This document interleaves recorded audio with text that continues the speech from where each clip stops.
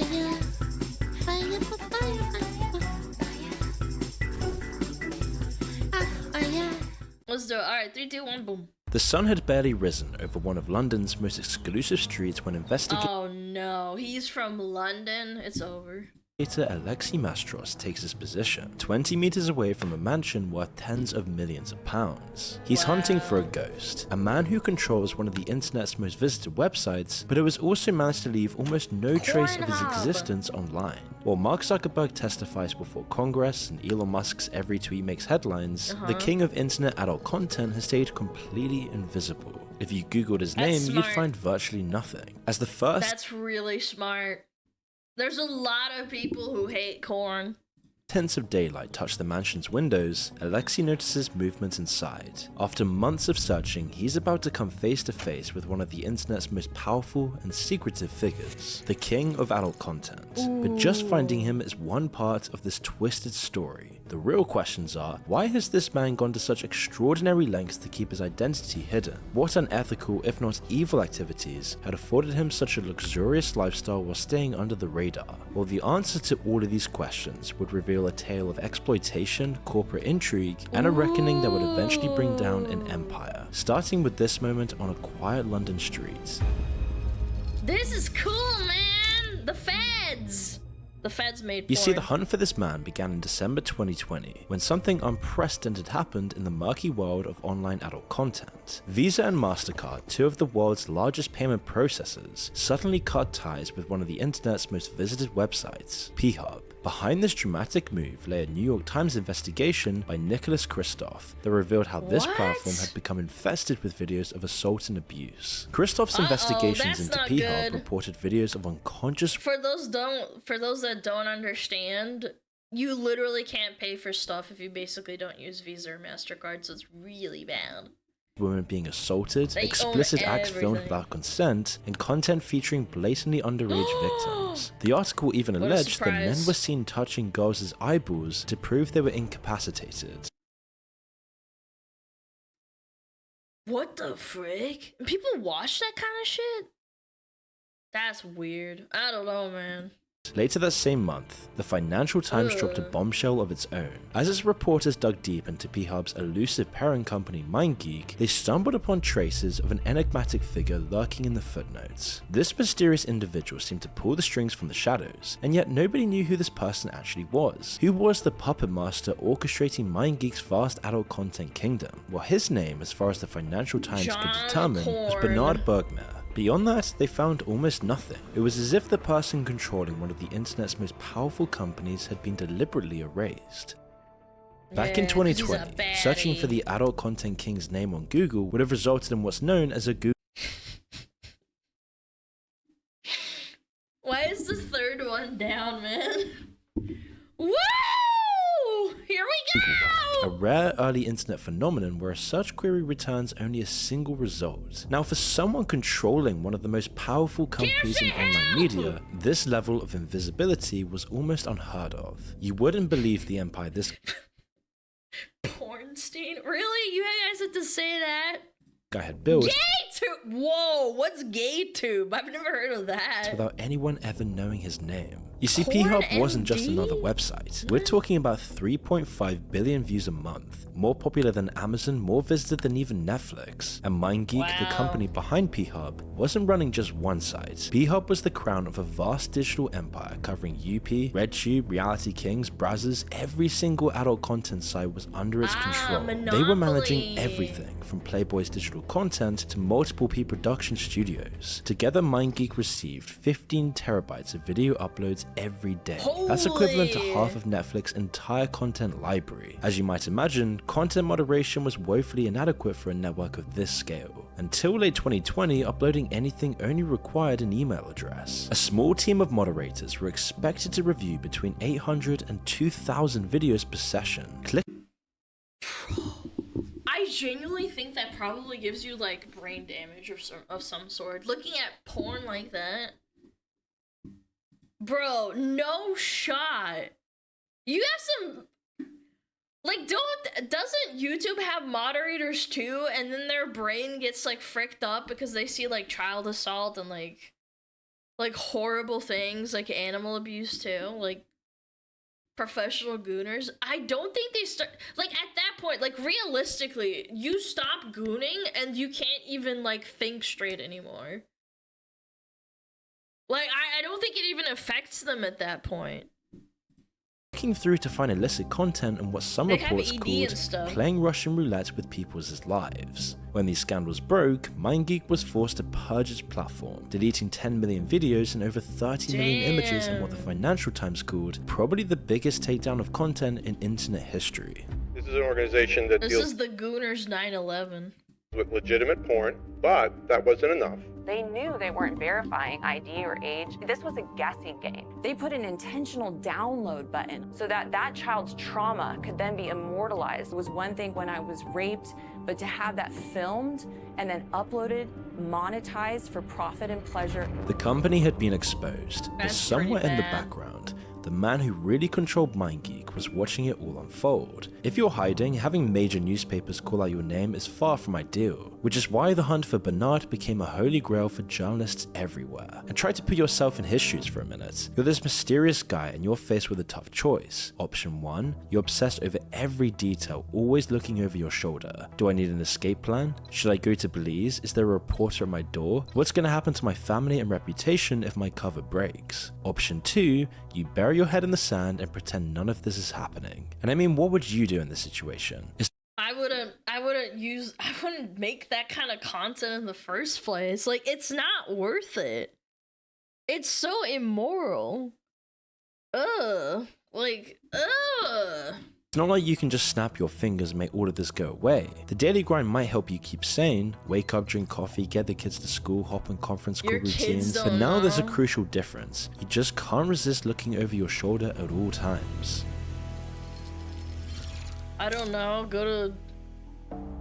But luckily for Bernard, things island, went a quiet private until one. February 2021, when the Canadian Parliament's Ethics Committee investigated continued allegations of child exploitation on P-Hub. They called on the company's chief executives to This give is pretty recent too. Look, it's 3 to 4 years ago. evidence. Under intense questioning about the platform's practices, one of the executives finally cracked. Just Pornhub. Adult content was a huge issue. adult entertainment websites. Ooh, Joe. He confirmed the Rogan? majority owner's existence and his name, Bernard Bugmare, known by his friends simply as Bent.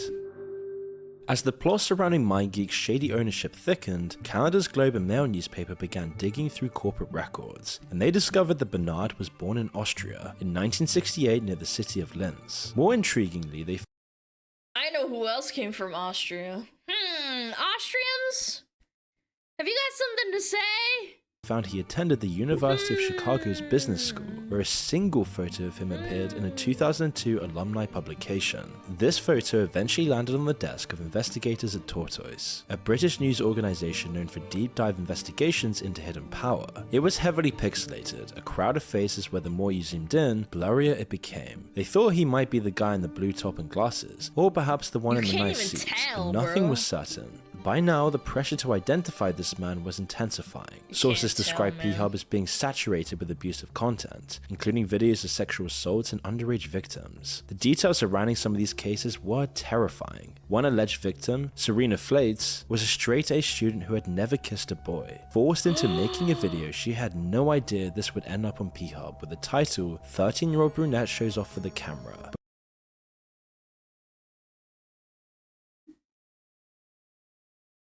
Ew, bro. What the fuck? Before she even knew it existed, over 400,000 people had watched this, including her class 400,000? Oh my god. And I started ditching school. I started getting really depressed. I got into drug use. I begged my mom to transfer schools. That's horrible. At 13? over 400,000 people had watched this, including her classmates. That's Desperate like and scared, revenge porn, Serena posed as her chat. mother to beg P-Hub to remove the video. But even as comments piled up identifying it as child abuse, the company let it remain online for weeks. Each time it was finally taken down, it would eventually reappear. One re-upload alone gathered 2.7 million views. And you see I don't know, man. I wouldn't blame her if she... Like, there's a lot of stories of these girls taking their own life like that. MindGeek wasn't just hosting these videos, reports described I how it was don't blame actively them. profiting from them, maximizing revenue by sharing them across its network of sites, with published annual revenue figures approaching $500 million a year. Holy. And then came the next Canada, breakthrough what the during a lavish frick? party in the Hollywood Hills, filled with actors, celebrities, and the LA elite. Amidst the sea of designer outfits and perfect smiles, one man stood out, not because of his fame, but because of his familiar face. There he is, dressed in an elaborate costume, living it up with the elites without a care in the world. But little did the partygoer know that this single digital breadcrumb, captured by the actor Michael Tay, would be the key to unraveling his hidden identity. And the hunt for the adult content king had just taken a wild turn. Excitement You act like the US would do anything either, come on. It's a joke, you don't have to take it so hard, man. The US has a military complex that bombs people in the Middle East, like, it's a joke. grew when the investigators delved deeper into the photos' tags, uncovering a Facebook profile linked to the Don't images. worry, Surprisingly, every it had country just 6 bad. friends, but those 6 friends led them to a woman named Priscilla, a Brazilian model who turned out to be Priscilla. Bergman's wife. While her husband had mastered the art of digital invisibility, Priscilla maintained an active Instagram presence. Oh no, she's the one that's gonna blow this thing up. Her account oozed Let's luxury, go. with bespoke Chanel dresses and other designer clothing, massive diamonds and yacht trips through exotic locations. But it was one word in her Instagram bio that caught the investigators' London. attention: London.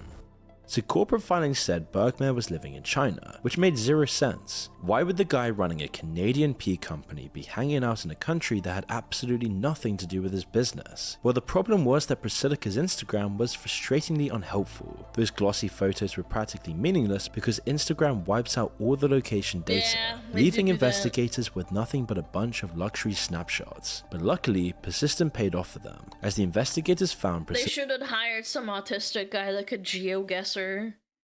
Like, geoguess her, like, areas. Priscilla's personal blog with the exact same photos. And here's where things get interesting. Her blog hadn't scrubbed the EXIF metadata. One photo didn't just suggest the no. location, it gave the exact address in one of London's most exclusive neighborhoods. A development company had just finished refurbishing it, and photos of the property's interior matched those in Priscilla's blog. The hunt for the adult king first had a That's name, fucked, and now man. it had an address. But Bergman wasn't always a ghost though. Once he was just a farmer's son from Ansfelden, a postcard perfect Austrian town. By his early 30s, he'd already carved out an unlikely path. From the family farm to the grand Austrians, halls of man. the University of Chicago's business school. Evidently talented and smart, he spent a summer between the international bank Goldman Sachs and a prestigious consultancy McKinsey. Quote, "No one else could have pulled it off," said one of his classmates. As they He went to banking? Like, bro, these people are...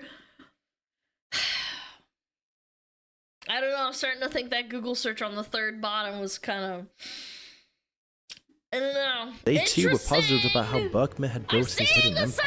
You see, signs! unlike his I'm colleagues, noticing! Bergman wasn't interested in traditional finance. Suddenly, video hosting became so much easier, and the adult industry God, was old about to YouTube change man. forever, triggering a new gold rush from which Bergman was to emerge a key player. However, he definitely wasn't the only big shot in this game, and to understand how he became so infamously powerful, we need to rewind a bit further to the start of the digital adult content revolution. Ooh, the rise of internet Before we porn. continue, let's just be real. Adult content addiction is destroying lives. It kills motivation, wrecks relationships, and keeps you from reaching your full potential. And the longer you wait, the harder it becomes to quit. But here's the good news. Is this a It's BetterHelp never too ad, late to please? take control. You Please don't no. have to fall down the rabbit hole. And No this is BetterHelp. where Quitter comes in. Okay, With thank 250,000 I was about to say, if this is BetterHelp, I'm gonna be sad. plus users. This app is helping people quit adult content for good and become the best Aw, version of themselves. that's good. Because it's not just a blocker, it's a movement. As with Quitter, you don't have to do this all alone. Instead, you can join thousands of others pushing each other to stay strong, break free, and reclaim their lives. And whenever temptation does hit, you can just hit the panic button. With one tap and you're instantly pulled out of that moment of weakness. So if you're sick Oh my god, that's fucking freaky! You made a promise to yourself not to relapse. Erectile dysfunction, desensitization, relationship issues. Damn. of feeling stuck, it's time to break the cycle. Download Quitter today and start taking back control. You know Because what? every day I you mean, wait, you know, quitting some people only need gets help, harder. So download Quitter now and take control of your life. Just make sure to use the link in the description and pinned comment below to get started today. Enter Fabian Thalmann, a German programmer dubbed the Mark Zuckerberg of adult content. While most people were still figuring out how to upload a profile picture, Fabian was reimagining an entire industry. As a teenager in the late 90s, he developed software that could track users' behavior online, and the tech industry absolutely loved it. Using these profits, Fabian then— So he's the reason why people click on one thing and it releases them down a rabbit hole for purchasing things? This piece of shit. began buying up adult content sites, and by 2010, his company named Manwin made its biggest move yet, acquiring the Montreal-based group that owned P-Hub for $140 million. The previous owners Only 140 mil? were out of their depth, to say the least. Fleeced, Shady chat. people from the old P industry had begun to tail them around in black SUVs. They had bodyguards patrolling their walled properties, and the government had seized $9 million from their bank account. The stress was killing them, and they needed to get out of the industry, which gave Fabian an opening to consolidate his growing monopoly. And once he acquired P-Hub, he soon implemented an aggressive expansion strategy, buying up all the smaller adult entertainment companies. Nothing was off limits, but unlike his predecessors, he wanted respect. He secured official content licenses to prevent himself getting the heat from the old traditional industry, which were obviously not pleased by the rise of free digital adult content. And he even began to make deals with politicians, but eventually— There it is, chat. There it is. Smart Weasel, very smart. Very, very smart and very, very greedy. by doing this, he needed investment, and in 2011 he borrowed a massive $362 million from 125 private investors. Some were ex-bankers from companies like Goldman Sachs and JP Morgan. Some represented institutions like Cornell University, all lured by the promise of massive returns. Wait, a university can invest in corn? And the monthly interest on this? A cool $60 million. Fabian said the rate was, quote, very, very steep, which if I tell you, you would fall over and think I'm crazy. Financing package of about $362 million at a very, very steep cost, which if I would tell you, you would all fall over and think I'm crazy. Around the same time, another outdoor content power play was emerging across the Atlantic, all the way in Austria. It was called RedTube, created in 2006 by students Stefan Jaeger and Michael Polacek, and soon the site had become an overnight sensation, with its revenues doubling every 3 years. It turned over $229,000 in profit in just 1 month. And yet the company had only employed just 4 people at the time and spent nothing on advertising. After the money started coming in, Stefan Jaeger decided to leave, after his new religious girlfriend pushed for the exit. And so a smart new Austrian investor stepped into the room, and that man is Bergman. And this is where things get really interesting. He is. You see, RedTube was sold to Fabian's Manwin, which had become the undisputed titan of online adult content, and the empire seemed unstoppable, until 2012, when German prosecutors charged Fabian with tax evasion. He was then compelled to sell to 2 senior executives, the very same executives at P-Hub that we mentioned earlier, who then renamed the entire company to MindGeek. Under these executives— Yeah, and MindGeek is the one that owns all the hentai websites, don't they? The ones with the hentai games and stuff. Didn't we watch a whole video about it with that really nice journalism lady? I think it was. MindGeek like owns that massive umbrella branch. Someone is very knowledgeable. Yes, it's called consuming educational content. Yes, it was very interesting actually. They own all the hentai games, they own all the what is it called?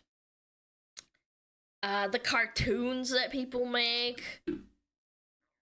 Yeah, like, it's really, really interesting how it's basically like a huge monopoly at this point. Yeah, Nataku, that's the video we talked about and we watched. MindGeek grew far stronger, adopting big data to understand its audience and offer more compelling content. A 2019 article in the New York University Law Review suggested that the company's data-driven content strategy was far more advanced than Netflix's, using viewer behavior to influence what type of content they produced. And this was where Bergman's hand was finally revealed. Through a complex series of financial deals following RedTube's sale, he secured a majority stake in MindGeek while staying under the radar. Exactly how remains a bit of a mystery, but Canada's Globe and Mail claims that Bergmair was a majority owner in several of MindGeek's 48 subsidiaries, with a 59% stake in one called RT Holding, which owned RedShoe, one of the most valuable companies in the network. Because MindGeek wasn't just focused on growing their business internationally, they were also hardcore about dodging taxes. Each of Ukraine imposes fine on them. these locations had financial rules that made it easier for MindGeek to keep Interesting. more of the profits. A convenient, perhaps even deliberate side effect of the chaos surrounding MindGeek was that tracing the money had become nearly impossible. It was the perfect industry for people to stay concealed from the public while profiting Money immensely in the laundering! background. Let's As we know go. now, MindGeek's two main owners were still just the tip of a Look at these frickin' nerds. huge giant iceberg. They represented their faceless ultra-rich owners, people who they later admitted didn't even know themselves, as they refused to be publicly associated with the industry. That's So at so last the hunt fucked. had reached its climax. As dawn broke out on that London street, Alexei Mastros wasn't just waiting to confront a reclusive billionaire. He was hoping to bring accountability to an industry that had operated in the shadows for way too long. And let's just reflect on the irony of this for a minute. A man who reporters claimed had made his fortune by exposing the most intimate moments of millions of people online, many according to sources without their consent, had gone to extraordinary lengths to keep his own life private. Well, yeah, obviously. Like, people want to kill this guy. Again, I'm not defending him. Don't get me wrong. I think he's a piece of shit. But he's obviously doing this for his own reasons and wants to make money and not get killed. To not associate with your company shows shame. Not necessarily. I don't think he's proud of what he does and he has a family and stuff, but he's making money and he doesn't want to get killed. There's people who will go out and get a hitman and kill him, man. Behind these mansion walls lived a man whose company had reported revenues of $460 million in 2018. That's Money made, absurd, victims bro. alleged, all by turning a blind eye to their trauma. And at 8:30 a.m., there was a movement behind the mansion's curtains. Bergmair eventually emerged wearing dad jeans. Hardly the Hugh Hefner-esque attire one might expect from an adult content media They mogul. always are. For a man who'd managed to stay Why invisible would he be wearing like really expensive rich clothing? If he wants to blend in. Yeah. for so long, this very moment would strip away years of carefully constructed anonymity in seconds. Mr. Bergmair Masters called out, but the billionaire froze, and in that moment, the shock on his face told its own story. The realization that his privacy had finally been breached. Quote, "I'm very sorry to disturb you at your house," Mastro continued. "I just wondered if I could ask you a few questions about MindGeek." The journalist wanted to know about the allegations against the company. Did he have anything to say about the alleged lives destroyed by videos on the platform? But the answer was no. Nah, go Bergmair, frick true to his yourself. reputation for secrecy, didn't say a single word. Instead, his face would twist with anger. Not at the questions themselves, but at the prospect of being found. Without responding, he quickly turned away and left into the shadows, leaving the questions hanging in the morning air. And that was pretty much the first and last time he was ever revealed to the public. And He's so rich that he can just live his life in a compound, essentially. That's insane. Was he living in a rich neighborhood though? So Brandon Close should fit in just fine. No, what if he has to go on a plane or like get in a car and go to an airport? You still have to go to an airport even if you have a private jet to fly somewhere. You wouldn't want to like draw attention to yourself. Yeah. They can use a helicopter? You really think there's like in the middle of London there's people who have helicopters even if they're really rich? I don't think so. I would agree like if he was like in a countryside cottage but on top of a skyscraper, but he's not living in a skyscraper. Yeah, I don't know. I feel like it would still draw attention to you. Especially with like a helicopter, everybody would see you. It would be easier for the journalists to track. you can only imagine how he felt as he closed the door and locked it behind him. That was supposed to be just another quiet morning. A deep breath, maybe a long sigh, as now he'd have to compute what happened inside his head to his wife and kids. As people who knew him recalled, that he I wonder what his kids actually know about his job. Probably like nothing. Yeah, Daddy owns all of Pornhub. That's where all your blood money comes from. How's your cereal? be the last person to have anything to do with the Yeah. industry. He apparently returned each year to help with the wheat harvest in Austria, just as he had in his youth, always in his trademark white shirt and jeans. What? He owned at least 103 hectares of land, mostly farmland but also forests, several houses, and a magnificent farmhouse. And the journalist would recall his feeling of deflation at Bergmer's lack of interaction. But while the infamous confrontation lasted mere seconds, its impact would send shockwaves throughout the industry. Within months, the walls started to close in on MindGeek. Lawsuits could finally name Bergmer as a defendant, and his Brazilian wife Priscilla told the Sunday Times that she wanted him to cut ties with the company. Quote, "To be honest, I never knew of this," she told the press when asked about the allegations of abuse and exploitation. I kind of don't believe that. I don't know. Hard to say. It's hard to say without actually talking to her. I was totally out of this. The only thing he told me is that he wishes he was not in this. I have children now. That is such cap. That is such cap. Like, you could have literally stopped, but you love money too much. I have children now. No, I don't want to, I want them to be associated with it. Yeah, right. Okay. you have probably billions and billions of dollars. You could literally quit on the spot and then nobody would care. I mean, sure, people would care, but I'm just saying, like, you could cut ties pretty easily and just live your life. None of us want that. We all want things to be right. Had even Bergmer's own wife been in the dark about the true nature of his business? If so, it only reinforced his skill in separating business from his personal life. Either way, whatever distance he had once maintained had completely vanished. At the same time, public pressure was now mounting after the magazine The New Yorker published yet another brutal expose of alleged exploitation and abuse on 3 years P-Hub, ago. which eventually triggered the executives to resign from MindGeek in 2023. And not long after that, the company was sold off. MindGeek was then renamed to Arlo and offloaded to a newly formed entity with a name as ironic as it was hollow: Ethical Capital Partners. That seems like an oxymoron, does it not? And so today, high up in Montreal's Aquamarine What the Tower where MindGeek is based right hell? now, the machinery behind the site wears on. The defenders of it still claim it offers freedom to consenting adult performers, but the accounts of others tell a different story. For people like Serena, no rebrand can erase the devastation. According to sources, she has struggled with her mental health, faced homelessness, dropped out of school and battled Sad, addiction, dude. and she was just one of thousands. Today, nearly 300 victims have joined forces across 25 lawsuits against MindGeek, Wow. with some really horrifying allegations. One particularly awful federal class action lawsuit filed in Alabama revealed 2 alleged victims, aged 14 and 16, whose abuse videos were hosted and monetized on the platform. And their stories become all too familiar. But the scandal wasn't stopping at MindGeek, it was spreading. Lawsuits now targeted Visa, hedge funds like Redwood Capital Management, Oh shit, they don't like that. Redwood Capital and Visa? or Beck Capital, alleging they knowingly Uh-oh. funded and profited from child exploitation by investing and processing payments for the site. But you know exactly what's gonna happen. Nothing's gonna happen. They have so much money, they can just pay everything off. They'll fine him for like $100 million, and like Visa's like, it's like pennies in my pocket, and just throws it at them.